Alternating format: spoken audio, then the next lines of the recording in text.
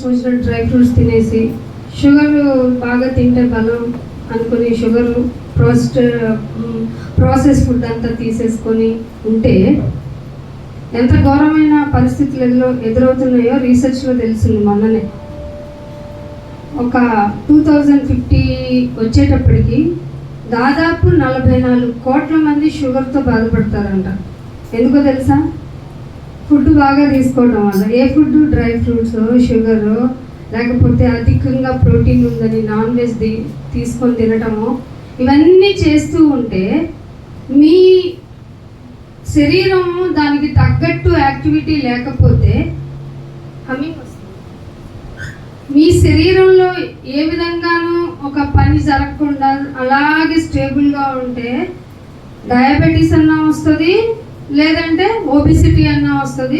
దానిలో 44 కోట్ల మంది 2050 సంవత్సరానికి ఉన్నారు అని రీసెర్చబుల్గా చెప్పారు. ఇది ఎంత నిజమో మీరు వచ్చేసి దేవుని మాట చెవులకు కూడా పట్టించుకోకుండా మిమ్మల్ని మీరే వినినవారు మాత్రంగా ఉండి మిమ్మల్ని మీరు ఏం చేసుకున్నట్టు వింటున్నారు అంటే మోసం చేసుకుంటున్నట్టు అంటుంది బైబిల్. అదేంటి? మీరు ఏం వింటున్నారో జాగ్రత్తగా చూసుకోమని కదా బైబిల్ చెప్పింది.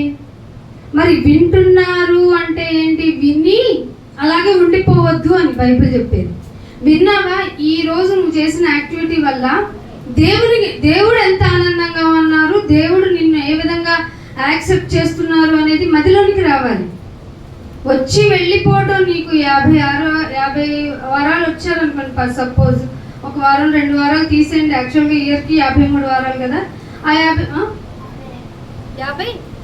52 ఒకటి ఫిబ్రవరిలో ఒక సండే ఎక్స్ట్రా వస్తుంది, అది కూడా కలిపి 52 ఆదివారాల్లో 1-2 మన బాధనో రోగం అనో లేదంటే అర్జెంట్ పనో ఏదో తీసేసాం అనుకోండి. ఆ 50 ఆదివారాల్లో నువ్వు నేర్చుకున్నది ఏంటి? అప్పుడు నీకు దయా కిరీటం ఇవ్వాలా వద్దంటే దేవుని లిస్టులో ఇవ్వద్దనే ఉంటుందట. అందుకనే ఆయన వాత్సల్యతను పెంచుకొని నీకు సంవత్సరం అనే దయా కిరీటాన్ని ఇస్తున్నారంట. ఈ కృపను పొందుకున్న మనము ఆ సంవత్సరంలో మనం చేయాల్సినవి అన్ని చేసేస్తామని ఫస్ట్లో మనం అనుకుంటాం కదా. ఎప్పుడు 31st జనవరి 1st అనుకొని వచ్చేసి మిడిల్ ఆఫ్ ద ఇయర్లో ఏం చెప్తావు నాన్న, వాక్యమే పక్కగా చెప్పిస్తావంటే కుదరదు. వాక్యమే వినాలి, వాక్యము ద్వారానే మనిషి బ్రతుకుతాడని దేవుడే చెప్పాడు. మనం చెప్పామనుకో నమ్మక్కర్లా. మన మాట అస్సలు ఎవరు నమ్మరు, నమ్మాల్సిన అవసరం లేదు. మానవుని మాట పరిస్థితులను బట్టి మారిపోతూ ఉంటుంది. మానవుని మాట మనుషుల యొక్క వారి యొక్క హావభావాలను బట్టి కూడా మారిపోతూ ఉంటాయి. కానీ దేవుని మాట ఎప్పుడు ఎల్లప్పుడూ ఒకటిగా ఉంటుంది. కాబట్టి దేవుని మాటకి ఎక్కువ ప్రయారిటీ ఇవ్వండి. అందుకని ఒక మాట చూపిస్తాను. యోబు గ్రంథంలోనికి రండి. ఈ యొక్క హెల్త్ విషయంలో ఒక మాట చూపించి ముందుకెళ్తాను. యోబు గ్రంథము 2వ అధ్యాయము, యోబు గ్రంథము 2వ అధ్యాయము 4వ వచనం చూడండి. చర్మము కాపాడుకొనుటకై చర్మమును, తన ప్రాణమును కాపాడుకొనుటకై తనకు కలిగినది యావత్తును ఏమిస్తాడటండి?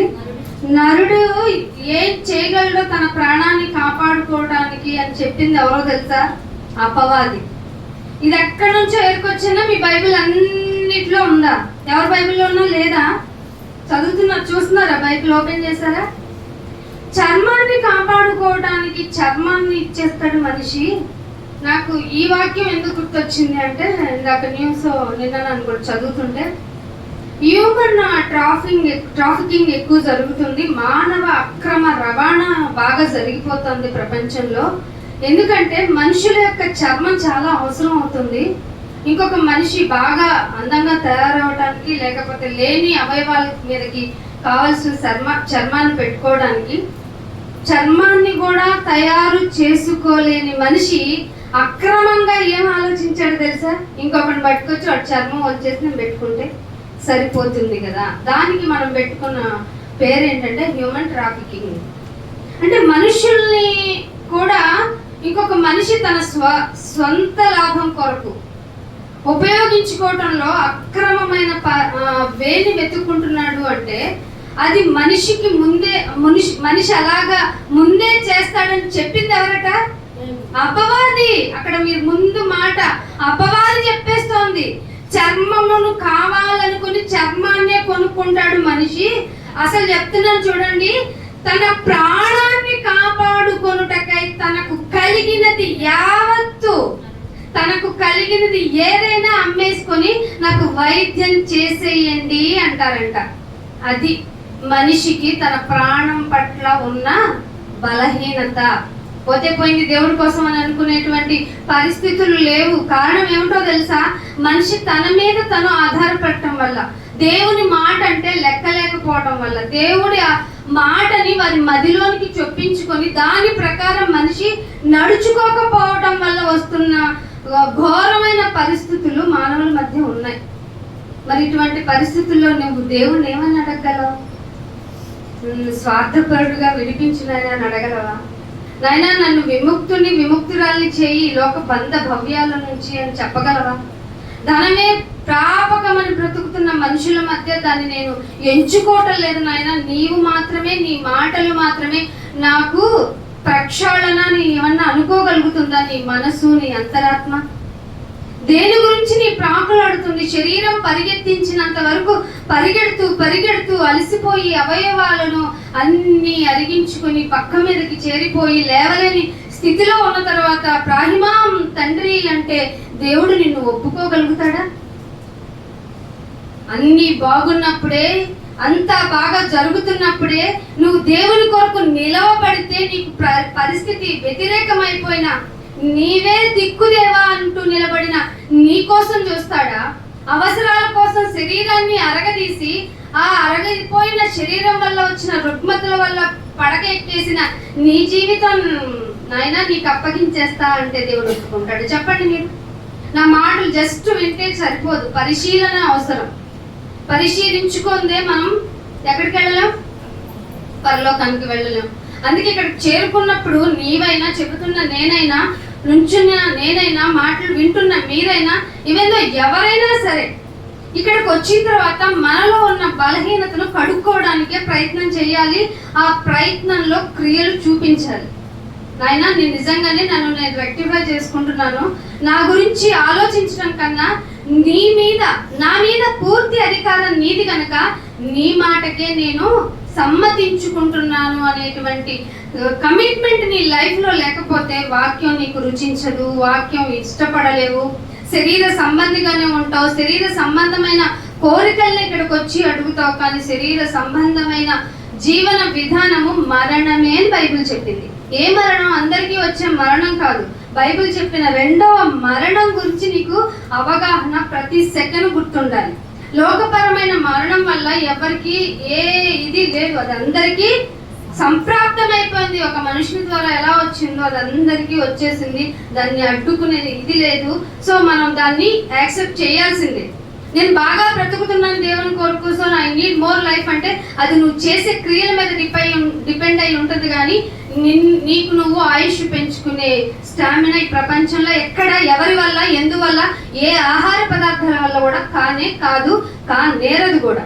ఎందుకంటే దేవుడు చెప్పాడు, మనుషుడు, నేను ఎప్పుడు రిమైండ్ చేస్తాను, మనుషుడు రొట్టె వల్ల మాత్రము కాదు కానీ. Is it true? అయితే మనందరం వాక్యం పట్ల మరింత ఆసక్తిగా ప్రదర్శన చూపించారు. ఆ వాక్యమే నిన్ను జీవింపజేసేదని. నాయన తింటేనే బ్రతుకుతానని నీకు అవగాహన తెలిసినప్పుడు, అవగతమైనప్పుడు నీ గురించి నువ్వు మరింతగా వాక్యంలో నువ్వు చూసుకోవాలి. అప్పుడు నీ బలహీనతలు ఏంటో, నువ్వు దేవుని కొరకు పడుతున్న ప్రయాస ఏంటో నీకు తెలిసిపోతుంది. వస్తే యు ఆర్ డూయింగ్ నథింగ్ అని తెలుస్తుంది. నాయన నేను ఇంకా పాపినే అని తెలుస్తుంది. అందుకని ఒక మాట చూపిస్తాను. కీర్తనల గ్రంథము 139వ కీర్తన 139వ కీర్తన తీయండి, 23వ వచనం. 139వ కీర్తన. అందరూ బైబిల్ తీయటం ఇంపార్టెంట్ అంటే నాకు దానిలో ఉన్నది చూడాలని ఆశ. నేను చెప్పుకొని పోతా ఉంటే మీరు వినేసి పోకూడదు. చదవండి. ఏం చేయాలట? మీరు ఆరాధన చేయటానికి వచ్చారు కదా, కూర్చున్న వెంటనే ఏమని ప్రార్థన చేస్తుంటారు? పోయిన వారం ఈ వారం థ్యాంక్ యూ నాయన అన్నారు కదా. ప్రార్థన ఎలా చేయాలో భక్తుడు చెప్తున్నట్టు, నన్ను పరిశోధించు, అసలు పరిశోధించు అన్న దగ్గరే మన గుండె జారిపోతుంది. నన్ను పరిశోధించు, నా హృదయం ఏంటో తెలుసుకో నాయనా. ప్రార్థన చేశారు ఇట్లాగా? అస్సలు చేసి ఉంటాం మనం. నా హృదయం ఏంటో తెలుసుకో నాయనా. భక్తి యొక్క స్టేటస్ ఏంటో చూపిస్తున్నాడు దేవుడు. నాయనా నేను ఇది తెచ్చాను చూడు, అది తెచ్చాను చూడు, ఎలా ఉన్నాను చూడు, ఈ ఆదివారం కూడా స్కిప్ చేయకుండా వచ్చాను చూడు, అసలు నేను మా అంతా చెప్పు అనట్లేదట. నన్ను పరిశోధించు అంటే ఎగ్జామ్ చెయ్యి. ఆ ఎగ్జామ్ అంతా వారం అంతా చేసావనుకో, నా హృదయం ఏం మాట్లాడిందో, దేనికి స్టెబాన్ అయి ఉండిందో, దేన్ని పట్టుకొని వేలాడిందో నీకు తెలిసిపోతుంది కదా. నీకు తెలియదు ఏం కాదు కదా. నన్ను పరిశోధించి నా హృదయం తెలుసుకో. నన్ను పరీక్షించి నేను థింక్ చేస్తున్నాను, ఏం ఆలోచిస్తున్నాను. ఇక్కడికి వచ్చిన ఆలోచనలన్నీ ఇక్కడ స్క్రీన్ మీద పడ్డాయి అనుకోండి, ఒక్కళ్ళు ఉండరు, ఇంక్లూడింగ్ మీ. అంతే కదా. మన హృదయంలో ఏం మాట్లాడుకుంటాం మనకు తెలుసా? మనకే తెలుసు. పైకి మాత్రం స్మైలింగ్ ఫేస్, పైకి మాత్రం అన్న వందనాలు, అక్క వందనాలు. వందనాలు ఎందుకు చెప్పుకోవాలో, ఎవరి కోసం చెప్పుకోవాలో అవగాహన లేకుండా చెప్పుకోవటం కూడా దేవుని దృష్టిలో పాపం. దేవుని దృష్టిలో ఏ విషయాన్ని పాపంగా చూపించి నీవు బల్లకు అర్హురాలవు కాదని చెప్తున్నాడో సంగమా మీరు ఆలోచించండి. ఏమంటున్నాడు?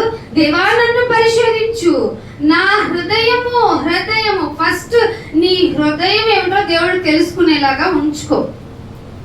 చాలు, నీ భక్తి యొక్క సాధనం ఏంటో తెలిసిపోతుంది.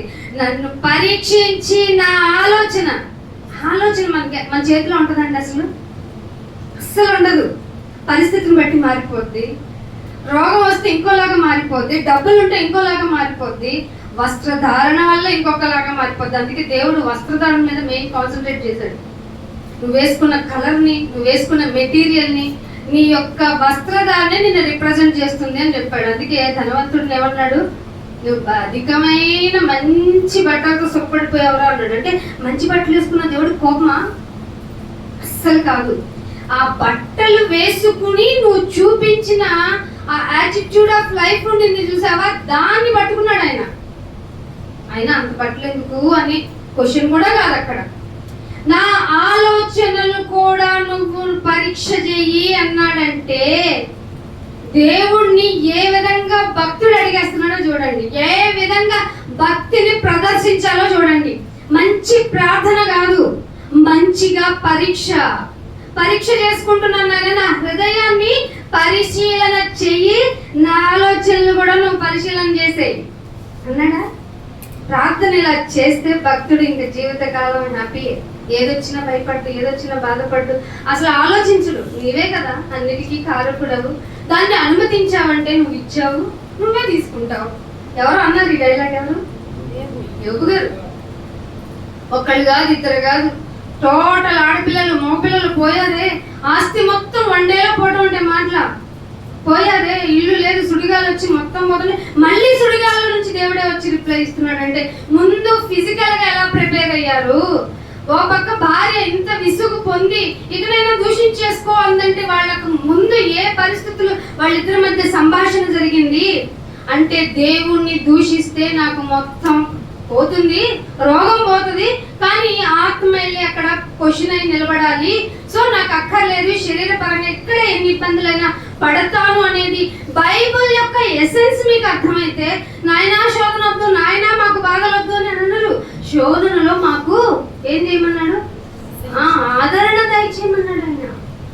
విశ్వాసము తొలగిపోకుండా మమ్మల్ని మేము కాపాడుకునేలాగా ఉంచమన్నాడు. ఇంకొక మాట చూడండి, అదే కీర్తన 25వ కీర్తన 12వ వచనం చూడండి. 25వ కీర్తన 12వ వచనం. యెహోవా యందు భయభక్తులు గలవాడెవడో వాడు కోరుకోవలసిన మార్గము ఏమిటో ఆయన వానికి బోధించును. That's why you have to gather here. మీరు ఇక్కడికి రావాల్సినందుకు మీకు భయం ఉందా? మీకు భక్తి ఉందా? అయితే మీరు ఏ మార్గాన్ని కోరుకోవాలో మీ ఇష్టం వచ్చిన మార్గం ఇక్కడ చెప్పి డాడీ తీసేయండి, తండ్రి చేసేయండి అనడానికి కాదు ఇక్కడికి రావాల్సింది. మీరు నడవవలసిన మార్గం ఏమిటో, మీరు కోరుకోవలసిన మార్గం ఏమిటో చెప్పబడుతుంది ఇక్కడ. భయభక్తులు గలవాడికి ఆ మార్గం హితమవుతుంది, ఇష్టమవుతుంది కూడా. అందుకే అంటున్నాడు, భయభక్తులు గలవాడేవాడో వాడు కోరుకోవలసిన మార్గాన్ని నేను వానికి బోధించేస్తాను అంటున్నాడు. మరి మేమేం చేయాలి నాయన ఈ లోపు అంటే, ఇదే కీర్తనలో మంచిగా ఒక మాట, నేను సామెతలు కదా హైలైట్ అవ్వాలి అనుకునేదాన్ని, కానీ తండ్రి కుమారుడు కంటే తండ్రి గ్రేట్ కదా. ఎంత బాగా రాశాడో, ఎంత లోతులుగా రాశాడో. కుమారుడు నానుడి లాంగ్వేజ్ యూజ్ చేస్తే తండ్రి మన పరలోకపు తండ్రికి ఎంత దగ్గరగా ఉండడానికి ఉపయోగపడతారో ఆ మాటలు రాయించాడు. అందుకని ఇదే కీర్తన 56వ కీర్తన చూడండి, 56వ కీర్తన 4వ వచనం చూడండి. దేవునిని బట్టి నేను ఆయన వాక్యమును, ఏమిటో ఇది అస్సలు మనకు మ్యాచ్ అవ్వట్లేదు కదా. దేవునిని బట్టి నేను ఆయన వాక్యమును కీర్తించేదను. మీరు ఇక్కడ ఏం కీర్తించాలి? దేవుని వాక్యము అంటే యేసుప్రభు వారిని కీర్తించాలి. ఆయన వాక్యమును కీర్తించేదను. దేవుని యందు నమ్మిక ఉంచి ఉన్నాను గనుక నేను భయపడను. చాలా భయంగా ఉంది అక్క ప్రార్థనలే, చాలా భయంగా ఉందన్న ప్రార్థనలే. నిన్ను ఒక్కడిని వదిలిపెట్టామంటే ఇంట్లో చాలా 10 నిమిషాలు ఉండలేవు. నీ ఇంట్లో నేను ఉండలేనప్పుడు నువ్వు కాలు వేసుకుని ఏం చెప్తావు దేవుని గురించి? ఏ విషయంగా భయపడుతున్నావంటే నీ అంతరాత్మ నీలో ఏదో నేరారోపణ చేస్తావు. ఆ నేరారోపణ విషయాన్ని, ఆ మాటని నువ్వు గుర్తించకుండా నేను భయంగా దేవుని యందు భక్తిగా ఉన్నానుగా, దేవుని ఎడల నేను చాలా భక్తిని ప్రదర్శిస్తూ కీర్తిస్తున్నాను కదా అంటున్నాడు. దేవుడు చెప్తున్న మాట ఏంటంటే, నువ్వు దేవునిని బట్టి ఆయన వాక్యాన్ని కీర్తించాలి. ఏ కీర్తన చేస్తున్నావు? టీవీలు బట్టి ఆలోచించండి. ఏ టీవీ చూసినా మారు మోగిపోతున్నాయి లోక సంబంధమైన పాటలతో. ఉపయోగం ఉందంటే ఖచ్చితంగా ఉంది. ఏ ఉపయోగం చెప్పండి? శరీర సంబంధమైన ఆనందం, అది కొద్ది మట్టికే. దానివల్ల ఉపయోగాలు లేవు. దానివల్ల నేరాలు ఘోరాలు అధికమవుతాయి. అవి కూడా మరి దానిలోనే వేసి చూపిస్తారు. ఏందిరా నాయన ఎందుకు మానభంగం చేసావు, ఎందుకురా హత్య చేసావు అంటే, ఫలానా సినిమాలో ఆ హీరో అలా చేశాడు కాబట్టి నేను దాన్ని ఫాలో అయ్యి చేశాను అంటాడు. నువ్వేం చేస్తావు? అదే సినిమా ఈ వారం వేస్తే, వచ్చే నెలలో వేస్తే, ఆపై వచ్చే సంవత్సరం వేస్తే కూడా వదిలిపెట్టకుండా, స్కిప్ చేయకుండా హ్యాపీగా చూస్తూ ఉంటాం. ఉపయోగం ఏముంది? అందుకే మీరు ఈ లోక సంబంధమైన మాటలు మాట్లాడుకోవద్దు, చూడొద్దు అని చెప్పింది. చెడు ఏం చేస్తుందట, మంచి కంటే ముందే చెప్పులేసేసుకొని మొత్తం ఊరంతా తిరిగేసి వచ్చేసి దాని పని అయిపోయిందని ఇంట్లో కూర్చుంది. అప్పుడు మెల్లగా మంచి బయలుదేరితే ఏం ఉపయోగం? అందుకే మంచి తెలిసిన మీరు దేవుని మాటను పట్టుకొని కీర్తించడం మొదలు పెట్టండి. నోటి ద్వారా, మాట ద్వారా, ప్రవర్తన ద్వారా, క్రియ ద్వారా మీరు ఆయనను కీర్తించాలి. అప్పుడే తెలుస్తుంది ఆయన గురించి. లేకపోతే లోకం అనుకున్నట్టుగా ఏదో ఒక బొమ్మ, మనిషి ఆకారంలో ఉన్న బొమ్మను చూసి దేవుడు అంటది, చెట్టును చూసి దేవుడు అంటది, ఆకాశంలో ఉన్న చిహ్నాలను చూసి దేవుడు అంటది. దేవుణ్ణి మర్చిపోయేలాగా చేస్తున్న ఈ విష సంస్కృతులన్నీ నాశనం అవ్వాలంటే ఏది మంచో ఏది చెడ్డో తెలిసిన దైవ జనుల యొక్క పెంపకంలో పెరిగిన మీరే దేవుణ్ణి ప్రొక్లైమ్ చేయగలరు. అందుకే మీరు నా మాటలను, 4వ వచనం ఏమంటున్నాడు? దేవునిని బట్టి నేను ఆయన వాక్యాన్ని కీర్తించెదను. దేవుని అంటే నమ్మిక ఉంచున్నాను, ఐ డోంట్ కేర్, మనుషుల్ని పట్టించుకోను అని. అసలు ఏంటయ్యా నీ ప్రాబ్లం అంటే, 5వ వచనంలో అంటున్నాడు, దినమెల్లా, లోకంలో ఉన్నవారట, దినమెల్లా వారు నా మాటలని. దావీదు గారు 40 years అండి, ఇశ్రాయేలుని పాలించిన మహారాజు గారు ఏమంటున్నాడు? రాజునైన నా మాటలే వాళ్ళు వక్రీకరిస్తున్నారు. 1 రోజు కాదు, 2 రోజులు కాదు, దినమెల్లా ఒక మాట పట్టుకొని ఆ రోజంతా అదే పట్టుకొని దాన్ని ఎంతగా రాంగ్ వే చేసి చెప్పాలో, అది నన్ను ఎంతగా బ్యాడ్ చేయగలదో ఈ మానవ సమాజం చేస్తుంది. నేనేం చెయ్యను నాయనా, నిన్ను బట్టి నీ వాక్యాన్నే కీర్తిస్తాను. ఈ కమిట్మెంట్ ఉండిందా? ఈ కమిట్మెంట్ ఉంటే లోకంలో ఉన్నాడు ఏ విషయాలు నిన్ను అంటుకోనివ్వడు. అందుకే అంటున్నాడు, దినమెల్లా వారు నా మాటలు అపార్థం చేయుదురు, నాకు హాని చేయవలన తలంపే నిత్యము వారికి. ఎవరికి ఎక్స్పీరియన్స్ ఏంది? సొంత మామయ్య ఏం చెప్తున్నాడు? పిల్లనిచ్చింది ఎందుకంట? చంపేద్దాం దావీదు నేను. అసలు ఎలా? ఇది డైజెస్టబుల్ థింగా? అసలు వచ్చే భోజనానికి అన్నాడు, ఈటీస్ వేసాడు, తగలేదు. ఎట్లాగైనా చంపాలని రకరకాల పన్నాగాలు పన్నాడు, కాలేదు. అయితే ఒక ఎక్స్పీరియన్స్ చేసి చూపించాడు. వస్త్రపు చెంగు కోసి గుహలో ఉన్నప్పుడు, తండ్రి నేను నీకు హాని చేయగలవాడిని, ఇదిగో చూడు నువ్వు నేను నిన్ను చంపాలనుకుంటే నాకు ఎంత పని, నీ వస్త్రపు చెంగును కోసాను అంటే, కుమారుడా అని ఏడ్చుకుంటే, ఇంకా నీ దారి నీదే నా దారి నీదే, నీ వైపు చూడని వెళ్ళి మళ్ళీ నిత్యము హాని చేయవలన ఆలోచనతో ఉన్నప్పుడు వచ్చిన మాటలే ఇవి. ఏం చేశాడంటే తన మాటని అపార్థం, నేను కూడా చెప్తుంది ఏంటంటే, మీరు తక్కువ మాట్లాడండి, మితము మాట్లాడండి. ఆ మాట్లాడేది ఏదైనా దేవుని యొక్క వాక్యముతో మింగిలైంది అయితేనే మాట్లాడండి. ప్రస్తుత పరిస్థితులు అస్సలు బాగోలేదు. మీరు అనుకుంటున్నారు వాళ్ళ సేవ వాళ్ళు చేసుకుంటున్నారు, వాళ్ళ భక్తి వాళ్ళు చూసుకుంటున్నారు అనుకున్నారు. లేదు, సరైన మాటను పట్టుకొని క్రీస్తు మీద నింద వేయటానికి బయట సాతాను ప్రపంచం చాలా చాలా అలర్ట్ గా ఉంది. మిమ్మల్ని అనుక్షణం ఏ విధంగా పాయింట్అవుట్ చేయాలో చూస్తుంది. అలాంటప్పుడు మిమ్మల్ని మీరు ఏ విధంగా చూపించాలి ప్రపంచానికి, ఏ విధంగా మీరు ఉంటే దేవుని దృష్టిలో హ్యాపీగా యాక్సెప్టబుల్ చేయబడతారు, ఏ విధంగా లోకంలో ఇంకొకరిని దేవుని దగ్గరికి లాగగలుగుతారు, ఇవేం పట్టించుకోకుండా వచ్చానా నా పేరుకు సంబంధించిన నా ప్రేరణ అంటే నా శరీర సంబంధమైన ప్రేరణతో భక్తితో ఆరాధన చేశానా వెళ్ళిపోయానా అంటే దేవుని దృష్టిలో ఇది భక్తి మార్గం కాదు. నీ వాక్యాన్ని కీర్తిస్తాను, నేను మనుషుల గురించి భయపడను. ఫర్ ఇన్ఫర్మేషన్ ఏంటంటే, వాళ్ళ గురించి నాకు తెలుసు నాయన, నిత్యము హాని చేసేవారే నా చుట్టూ ఉన్నారు. నీకేంటి? ఏ హాని లేదు కదా, నీకు నువ్వు తెచ్చిపెట్టుకున్న హానిలే తప్ప, నిన్ను నువ్వు సృష్టించుకున్న ఆపదలే తప్ప, నీకు నువ్వు తెచ్చిపెట్టుకున్న ఇబ్బందులు తప్ప నీకేమున్నాయి? అయినా కానీ దేవుని దగ్గరికి వచ్చినట్లు నటిస్తున్న దేవుడు నిన్ను యాక్సెప్ట్ చేయడు. అందుకే ప్రసంగి గ్రంథము 7వ అధ్యాయము చూడండి, 7వ అధ్యాయము 29వ వచనం. ఒక్కటి చూసాను నాయనా, ఏమిటట అది? ఏమనగా దేవుడు నరులను చాలా యథార్థంగా ఉండేది. మరి ఏది మాట్లాడినా నిజమే చెప్తాను అని ఏదో బుక్ మీద ప్రామిస్ చేసినట్టు ఉన్నట్టుండి అబద్ధాలు మాట్లాడేసి శిక్షను తప్పించుకుపోయే నరులను చూసాం. కానీ దేవుడిని మనుషుల్ని ఎట్లా తయారు చేశాడు అంతా తెలుసు, కానీ దేవుడు నరుల్ని ఎలా చేశాడటండి? ఎవరన్నా అడిగితే ఏం చెప్తారు? వాడిని ఇట్లా చేశాడు, వాడిని ఇట్లా చేశాడు, వీడిని ఇట్లా చేశాడు కాదు. బైబుల్ ఎప్పుడు వెరీ ట్రాన్స్పరెంట్ గా చెప్తుంది, మనుషులందరినీ నరులందరినీ యథార్థవంతులుగా పుట్టించెను. మరి ఏమైంది? అయితే వారు వివిధ తంత్రములు, వాళ్ళకి ఇష్టమైనది మ్యాజిక్ నేర్చుకున్నారంట, వివిధ తంత్రములు కల్పించుకున్నారు. అంటే వాళ్ళకి అంతగా వాళ్ళు ఓన్గా తంత్రాలు కల్పించుకునే ఇది ఉందా అంటే నో. బైబిల్ మళ్ళీ ఆన్సర్ చెప్తుంది చూడండి. బైబిలే 2వ కొరింథీయులకు రాసిన పత్రిక 2వ అధ్యాయము 11వ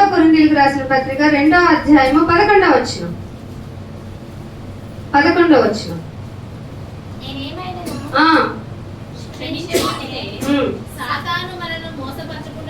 అర్థం చేసుకోండి, సాతాను మనలను మోసపరచకుండు నిమిత్తము మీ నిమిత్తము క్రీస్తు సముఖమునందు మీరు క్షమించబడ్డారు. కానీ సాతాను తంత్రాలు, ఎవరి యొక్క తంత్రాలు? సాతాను యొక్క తంత్రాలు మనము ఎరగాలి. ఇది పౌలు గారికి తెలిసింది కాబట్టి హింట్ రాయించారు. తంత్రాలు ఎవరు ఏర్పాటు చేశారట? సాతాను. వాటిని ఎవరు హ్యాండ్ తీసుకున్నారట? మనం ప్రసంగి 7:29 మనుషులు. అంటే తంత్రము నేర్చుకుంటే మనిషి మోసపూరితమైన వాడు అవుతాడు. నాలిక ఘోరమైన వ్యాధి, హృదయము ఘోరమైన వ్యాధితో ఉంటుంది. దాంతో చేసే పనుల వల్ల మనిషి ప్రపంచాన్ని చూస్తే అర్థమవుతుంది ఎలా ఉన్నాడు. కాబట్టి నీ జీవితం ఎలా ఉండాలి అంటే తంత్రంతో ఉందా, దేవుని యొక్క వాక్యపు ఆధీనంలో ఉందా అనేది మనం నిర్ణయించుకోవాలి, మనం పరీక్షించుకోవాలి. అందుకనే తీతుకు రాసిన పత్రికలో ఒక మాట చూపించి ముందుకెళ్ళిపోతాను చూడండి. తీతుకు రాసిన పత్రిక 2వ అధ్యాయము 3వ వచనం. అలాగున కేటగిరీలు చెప్తున్నాడు చూడండి. అలాగుననే వృద్ధ స్త్రీలు కొండెగత్తెలవ్వకూడదు, మిగుల మద్యపానాశక్తులై ఉండకూడదు. ఇక్కడ నుంచి అండర్లైన్ మిక్కిలి ప్రవర్తన యందు ఏ విషయంలో అండి? ఏ విషయంలో అండి? ఎవరు వినట్లేదా? ప్రవర్తన విషయములో భయభక్తులు గలవారై ఉండవలననియు. ఎందుకు ఉండాలి ఆయన అంటే, ఎందుకు మా ప్రవర్తన విషయంలో మేము జాగ్రత్తగా ఉండాలి, భయభక్తులు కలిగి ఉండాలి అంటే, మీరు జాగ్రత్తగా ఉండకపోతే, మీ ప్రవర్తన భయభక్తులతో ఉండకపోతే దేవుని వాక్యము దూషింపబడుతుంది. అర్థమవుతుందా? వాక్యం ఎలా విడదీసుకోవాలో అర్థమవుతుందా? దేవుని వాక్యము దూషింపబడకుండా ఉండాలి అంటే ఎవరినైనా సరే, వృద్ధులని కాదు, పురుషులని కాదు, స్త్రీలని కాదు, ఎవరని కాదు, అందరూ ప్రవర్తన విషయంలో నాయనా మా ప్రవర్తన ఎలా తెలుస్తుంది? నా మీద మీరు చూపించే భయభక్తుల వల్ల తెలుస్తుంది. ఆ భయభక్తులు దేని నుండి నేర్చుకున్న అయి ఉండాలి? వాక్యం నేర్చుకున్న దాని వల్ల ఉండాలి. మరి వాక్యం వింటున్నారు కదా, వీళ్ళంటే ఇలా తగలడ్డారు అని అన్నారు అంటే వాక్యాన్ని దూషించినట్లే. అర్థమవుతుందా? ఏంట్రో బాబు వీళ్ళతో ట్యాకిల్ చేయలేము, వీళ్ళని భరించలేము, వీళ్ళతో విసుగొస్తోంది అన్నావంటే వాక్యము దూషింపబడినట్లే. అంటే నీ ప్రవర్తన చాలా జాగ్రత్తగా ఉండాలి, అది భయభక్తులతో కూడినదై ఉండాలి. వాక్యము దూషింపబడకుండానట్లు యవన స్త్రీల గురించి మెయిన్ గా చెప్పాడు. ఇక్కడ స్త్రీ గురించి చెప్తుంది కదా అని పురుషులం కదా అని కాలు రెగరెక్కండి. స్త్రీలని ఎలా ట్యాకిల్ చేయాలో మీకు చెప్పారు. మీరు పెళ్లి చేసుకోలేదు కదా స్త్రీలతోటి, ఉమెన్స్ తోటి మాకేంటి పని అని అనకండి. ఎవరినైనా మర్యాద పూర్వకంగా మాట్లాడటం నేర్చుకోండి. ఆడవాళ్ళని అది ఇది అంటే మీ హృదయంలో అంతగా ఉంది. దేవుని నిర్మాణమైన ప్రతి నిర్మాణము, స్త్రీ అయినా పురుషుడైనా ఎవరు నిర్మించారు? దేవుడే నిర్మించారు. అది నిర్మించింది, అది అలా ఉంది అన్నావు అంటే ఏమై ఉన్నట్టు? వాక్యము దూషింపబడినట్లు. స్త్రీలు తమ భర్తలకు లోబడి తమ భర్తలను శిశువులను ప్రేమించువారును స్వస్థ బుద్ధి అంటే మంచి బుద్ధి అంటే స్వస్థ బుద్ధి, మంచి బుద్ధి దేంతో వస్తాయి? మనం లోకంలో నేర్పించుకున్న విద్య వల్ల రానే రాదు. ఎందుకంటే అధిక నేరగాళ్ళు అధిక విద్యావంతులై ఉన్నారు, తెలుసా మీకు? స్వస్థ బుద్ధి కలిగిన వారై ఉండి పవిత్రులుగాను, ఆ టైంలో వాళ్ళకి చెప్తున్నమాట. ఇప్పుడు ఇంట్లో ఇద్దరు ఉంటే కుదరని పని అవుతుందా మీకు? ఇంట ఉండి పని చేసుకునే వారై ఉండి మంచి వారై ఉండాలి, బుద్ధి చెప్పుకుంటూ ఉండాలి. ఇక్కడ వరకు చచ్చిపోతాం మనం, నేనంతా చేయలేం. స్త్రీలైనా పురుషులైనా ఇక్కడ నేను కంక్లూజన్ ఆఫ్ వాక్యం ఏం చెప్తున్నానంటే, మీ ప్రవర్తన, మీ భయభక్తులు చూపించే విధానము దేవుని యొక్క వాక్యాన్ని కనుక దూషింపబడే విధంగా ఉంటే మీకు మీరే ఉగ్రతను సమకూర్చుకుంటున్నారు. మీరు అనుకున్నారు ధనాన్ని సమకూర్చుకుంటున్నాం అంటున్నారు, కాదు, ఉగ్రతను సమకూర్చుకున్నట్లే అంటున్నాడు. అందుకనే తిమోతికి రాసిన మొదటి పత్రిక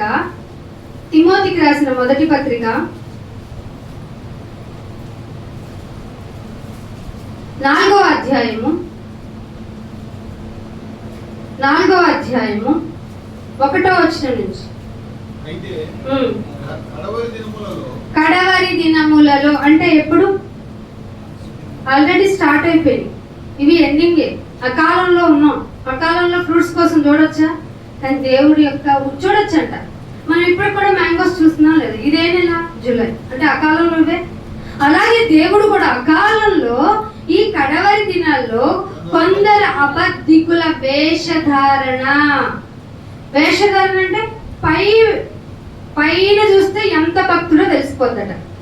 పైన చూడగానే మాట అమ్మా అయ్యా అంటుంది, లోపల ఉన్న విషయాలు చెప్తున్నాడు.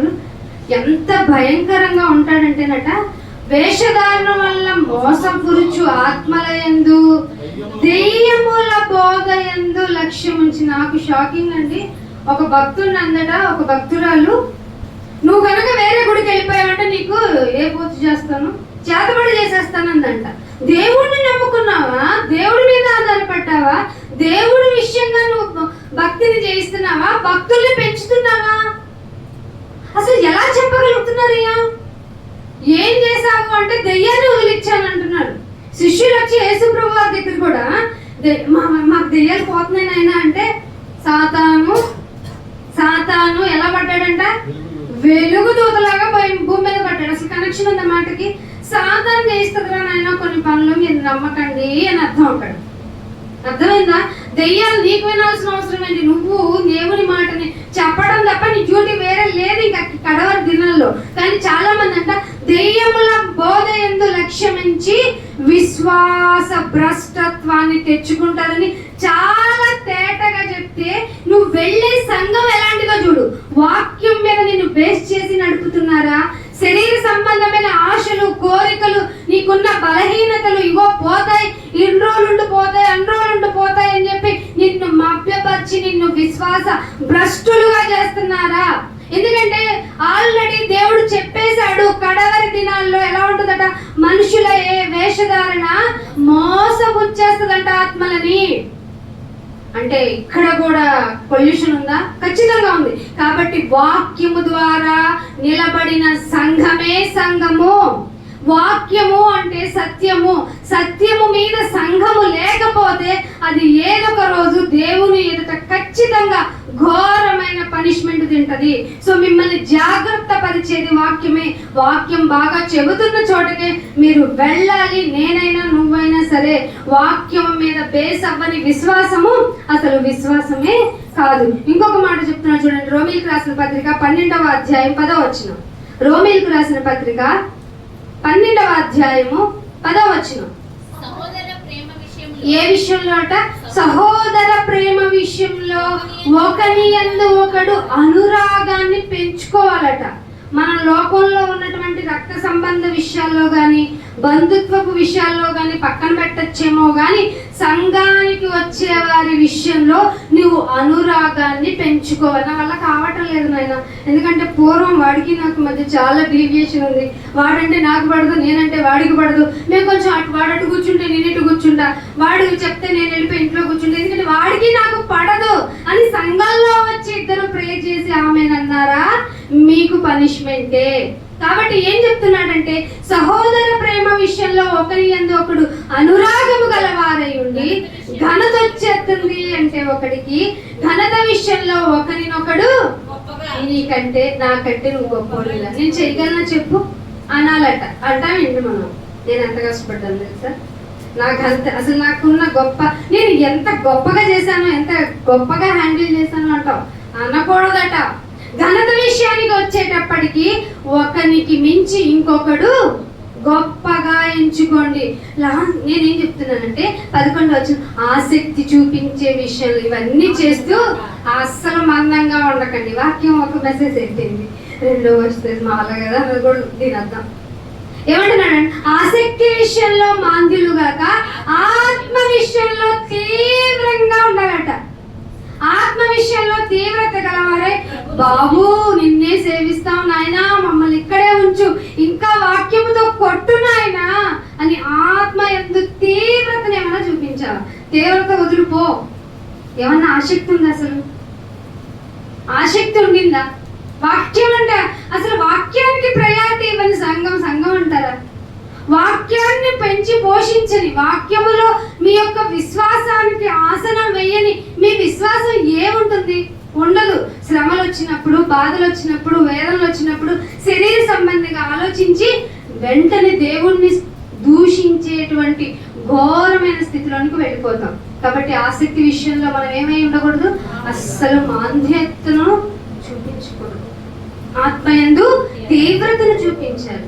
ఒకరికంటే ఒకడు ఘనుడు, నాకంటే వాళ్ళే ఘనులు అని తగ్గింపు స్వభావం మనలో లేకపోతే మనము దేవుని దృష్టి ఏమండి యేసు ప్రభు వారి కంటే గొప్పవాళ్ళము మనం? ఆయన క్రియేటర్ ఆఫ్ ది నేచర్ కదా. అసలు ఆయన లేకుండా ఏది ఇది ఉంది నాయన అంటే, లేదు నేను లేకుండా ఏది లేదు అంటే, ఆయనే భూమి మీదకి వచ్చి ఎలా ఉన్నాడంటే, ప్రీ పత్రికలు ఉంటారు కదా, ప్రతిదినము కన్నీళ్లు విడుచు రోదన, ఇంకేమేమో చెప్పాడు ఆయన, యాచన. అడుక్కోవడం ఏంటండి? దేవుడు అడుక్కున్నాడు. నేను ఎవరిని అడుక్కోను. అడుక్కునే పరిస్థితి దేవుడే పరీక్ష పెట్టి చేస్తే ఎందుకు నాయనా నన్ను ఎట్లా చేసావని దూషిస్తావు. నువ్వు ఇలా ఉండటం మంచిదట. నువ్వు ఏ స్థితిలో ఉన్నావో ఆ స్థితిలోనే ఆనందించు అన్నాడా లేదా దేవుడు? నాకు ఇది ఇచ్చే అది ఇచ్చే అనకండి, డేంజర్ అది. చదవండి అన్నమాట. ఏప్రిల్ రాసిన పత్రిక. యేసు ప్రభు వారు శరీర రీతిగా ఉన్నప్పుడు ఇది కావాలి అది కావాలి, come on give it to me అని అనలేదట. నేర్చండి, శరీరధారి అయి ఉన్న దినములలో మహారోదన ఏమైనా ఉందేంటి ఫ్యామిలీస్ లో? కుదిరితే మహా గొడవలు ఉంటాయి మన మధ్య, ఆర్గ్యుమెంట్లు మామూలుగా ఎవ్వరం తగ్గం, అస్సలు తగ్గించుకునే గొడవే లేని కుటుంబాలు వచ్చి నాయన బలిచ్చే తీసుకుని వెళ్ళిపోతాం అంటున్నారు. మీరు అర్థమవుతుందా? ఎంత తగ్గించుకోవాలో తెలుసా? అసలు ఏమన్నా మీరు తీసుకుంటుంది మీకు శాపమైపోతుందని తెలుసా? శరీరధారి అయి ఉన్న దినములలో మహావేదనతోనూ కన్నీళ్లతోనూ తనను మరణము నుండి తప్పించేవాడు ఒకడు ఉన్నాడట. అసలు మీకు తెలుసా ఈ విషయం? హాస్పిటల్కి వెళ్లే ముందు కానీ, రోగం వచ్చే ముందు కానీ, తీవ్రమైన మరణానికి చేర్చే రోగం వచ్చినా కానీ నిన్ను తప్పించేవాడు ఒకడు ఉన్నాడన్న విశ్వాసం ఉందా లేదా? నాకు ఇది వచ్చేస్తుంది, నాకు అది వచ్చేసింది, నేను బలహీన అయిపోయాను, అయ్యో ఇవి వదిలేయండి. దేవుడే మనల్ని నడిపించుకుంటాడు. మనం అవసరం ఆయనకు ఉంది అనుకుంటే, నీ అవసరం లేదంటే భూమి ఎలా నిస్సారం అయిపోవాలి, తీసే దీన్ని అంటాడు. అవునా కదా? మన అవసరం ఉండాలి అంటే మనం ఆసక్తి విషయంలో మన్నం చూపించకూడదు. వాక్యము దూషింపబడకుండా ఉండేలాగా మనల్ని మనం ప్రవర్తన విషయంలో మాంద్యత కలిగి ఉండకూడదు. కన్నీళ్లతోనూ చదువు తనను మరణం నుండి తప్పించగల వారికి ప్రార్థనలు ఉందా లేదా? ఎప్పుడు చేశారు ప్రార్థన? గుడికొస్తేనే ప్రార్థన. అసలు ఒంటరిగా తలుపేసేసుకొని ఏకాంతంగా చేయమన్నాడట. ఆయన చెప్పింది కూడా అదే. మీరు మీ గదిలోనికి వెళ్ళి తలుపు పెట్టుకొని ఏకాంతముగా అన్నాడా లేదా? ఎక్స్పీరియన్స్ చేశారు ఎవరన్నా? ఇంక మీకు బల్ల అవసరమా? ఏకాంతముగా ప్రార్థనలు, యాచన. ప్లీజ్ నన్ను ఎలాగైనా నీ విశ్వాసంతో నుండి తొలగించకొద్దు నాయన. లేకపోతే ఏంటి, నేను ఫుడ్ ఒక రోజు లేకపోతే ఈ శరీరాన్ని ఎలాగైనా నలగొడతాను నాయన. ఇదేంటి నాయన ఎన్నిసార్లు పెట్టినా వద్దు అన్నది కదా నాయన. ఈ శరీరం గురించి ఆలోచించను, ప్లీజ్ నీ విశ్వాసత నుండి నన్ను తీసివేయొద్దు అని ప్రార్థన యాచనలు సమర్పించినందున అంగీకరించబడ్డాడు. నువ్వెట్లా అంగీకరించమంటావు? వచ్చేసాను అంగీకరించే అంటావు. మన భక్తిది. వచ్చేసావా? అంగీకరించాలా? నిన్ను ఇక్కడ వరకు గుర్రాన్ని ఎక్కడి వరకు తాగలవు? చెరువు దగ్గరికి మాత్రమే తీసుకురాగలరు. నీళ్లు తాగాల్సింది అదా కదా? అంటే ఇప్పుడు మిమ్మల్ని వారికి ఇక్కడ వరకు తీసుకొచ్చింది ఎవరు? దేవుడే. ఇక్కడ నుంచి నీలో భక్తిలో కార్యసాధన చేసుకోవాల్సింది ఎవరు? నీవే. మరి ఆ ప్రాపర్ పొజిషన్ కి వచ్చినప్పుడు అంటే ఆయన ఎలా చెప్తారు? నేను నీకు భక్త అని ప్రత్యక్షంగా వెనక ఒక క్లాక్ తిప్పుకుంటూ వచ్చి నీకు చెప్తారా? కాదు, వాక్యమే నీతో మాట్లాడుతుంది. మాటని, శరీరాన్ని, నాలుకను, నోరు కలిగిన ఒక సాధనమైన ఉన్న ఒక వ్యక్తిని నీకు చూపిస్తుంది. మాటలు విను, నేను ఏం చెప్తున్నానో విను. నీ టైం అయిపోతుంది కాబట్టి నువ్వు ఎలా ఉండాలో, ఏ విషయంలో ఏ విధంగా ఉంటే నా చేత అంగీకరింపబడతావో అనేది నేను చెప్తున్నాను, విను. మీరు నా మాటలను జాగ్రత్తగా వినమని ఆది కాండం నుంచి చెప్తున్నాడు ఆయన. వింటున్నామా? మొదటి ఆజ్ఞలోనే తప్పిపోయిన ఈ ప్రజానికానికి దేవుడిచ్చిన సమయమే అకాలము. కాలము కాని కాలములో పళ్ళ కోసం చూస్తున్నాడు ఆయన. నువ్వున్నావా నేనున్నావా అనేది పరీక్షించుకోవాలి. అందుకే ఒకవేళ 2 కొరింథీయులకు రాసిన పత్రిక 12వ అధ్యాయము 2 కొరింథీయులకు రాసిన పత్రిక 2 కొరింథీయులకు రాసిన పత్రిక 12వ అధ్యాయము 20వ వచనం. ఎందుకనగా చాలా మంది వాక్యం చెప్తున్నారు అనుకోండి, వాళ్ళ మీద కక్ష పెట్టేసుకుంటారు. అందుకే పౌలు ఇది ఎక్స్పీరియన్స్ చేశారట. ఏమని? మరలా నేను వచ్చినప్పుడు నా దేవుడు మీ మధ్య నన్ను చిన్నబుచ్చేలాగా చేస్తాడంటే మీ వల్లే నేను చిన్నబుచ్చుకునే వాళ్ళగా అయిపోతానేమో. దేవుడే మీ మీద నేనేం నిందేయట్లేదు, దేవుడే నాకు ఆ పరిస్థితిని కల్పిస్తాడేమో. ఏమిటంటే మునుపు పాపము చేసి తాము జరిగించిన అపవిత్రత, జారత్వము, పోకిరి చేష్టల నిమిత్తము మారు మనసు పొందని అనేకులు సంఘంలో ఉన్నారట. అర్థమైందా ఎందుకు చిన్నబుచ్చుకోవాల్సి వస్తుందో? ఎవరట? మునుపు పాపము చేశారట. ఏ విషయాల్లో పాపం చేశారు? అపవిత్రత, జారత్వము, పోకిరి చేష్టల విషయములో మారు మనసు పొందని అనేకులను గూర్చి దుఃఖం పొందాల్సి వస్తుంది. చాలా సంఘాలను నేను తిరిగి చూస్తూ ఉన్నప్పుడు వాళ్ళు వినుటకు మట్టుకు వింటున్నారు. ఎందుకంటే వినండి అనే కదా పాపం పాస్టర్లు కానీ సేవకులు కానీ మీకు ఇక్కడ కూర్చోబెట్టి చెప్పించేది. ఆ విషయానికి వచ్చేటప్పటికి చాలా మంది ఆసక్తి చూపించటంలా. దానివల్ల ఏమవుతుందంటే మునుపు ఏ విషయాల్లో వాళ్ళు హైలైట్ అయిపోయి లోకంలో ఉన్నారో అవి సంఘంలోకి వచ్చి చేసేస్తున్నారు. సమాధానంగా లేరు, మీరు సమాధానం పొందండి అన్నాం అనుకో అసలు పట్టించుకోవటంలా. గొడవలు పడకూడదు, జాగ్రత్తగా ఉండాలి, మీ నిమిత్తం వాక్యము దూషింపబడకూడదు అంటే అస్సలు ఆలోచించట్లా. పైగా మనం అందరం ఎవరికి తీర్పు తీర్చాలి? వెళ్ళి దేవదూతలకు తీర్పు తీర్చాలి వాక్య ప్రకారంగా. అలాంటి వాళ్ళు ఏ విధంగా మనల్ని మనం సాధనం చేసుకోవాలి? అవేమి ఆలోచించుకోకుండా పూర్వపు పోకిరి చేష్టలు. ఒక మనిషిని వాళ్ళ బాడీని బట్టి క్రిటిసైజ్ చేసి మాట్లాడటం, లావుగా ఉన్నామంటే లావుగా, సన్నగా ఉన్నామంటే సన్నగా, మాటల విషయంలో. అలాగే బయట ఎట్లయితే మనం ఒక మనిషిని ర్యాక్ చేసామో, ఒక మనిషిని ఎలాగా జోయల్గా తీసుకొని తిట్టామో, ఇప్పుడు కూడా సంఘంలో ఉండి ఇదేదో 4 సిమెంట్ గోడలు కట్టడం అనుకుంటున్నారు. మనం అందరం వచ్చి కూర్చున్న తర్వాత మనం మారిపోవాలి కదా, మన ప్రవర్తన మారాలి కదా. అది ఒక రోజుకి తర్వాత రోజుకి తేడా కనిపించాలి కదా. అది కనిపించినప్పుడు, ఆ విధంగా జరగనప్పుడు నువ్వు బల్ల తీసుకోవడం వల్ల ఉపయోగం ఏమిటి అంటున్నాను. పాస్టర్ గారు తీసుకుంటే వెళ్ళిపోతావు, ఎందుకంటే బైబిల్లో వాక్యం కూడా ఉంది, దీన్ని తిని తాగువాడు నిత్య జీవానికి వారసుడు అవ్వాలంటే వాడికి ఎలిజిబిలిటీ కేటగిరీ రావాలి కదా. అంతవరకు సహించాలి, అది ఎలిజిబిలిటీ కేటగిరీ. ఆ ఎలిజిబిలిటీ క్యాడర్కి వెళ్ళాలంటే నువ్వు ఇక్కడ ఇన్ని విషయాల్లో మితత్వాన్ని నేర్చుకోవాలి కదా. అన్ని విషయాల్లో ఎలా ఉండమన్నాడు? నేను మితముగా ఉండు, అధికంగా ఆశించమాకు. అధిక విషయాల్లో నువ్వు అసలు నీవు ఉన్న రిలేషన్స్ విషయంలోనే, అది భర్త అయినా భార్య అయినా ఎవరైనా ఉంటే లేరనుకో, లేకపోతే ఉన్నారనుకో అన్నాడా లేదా?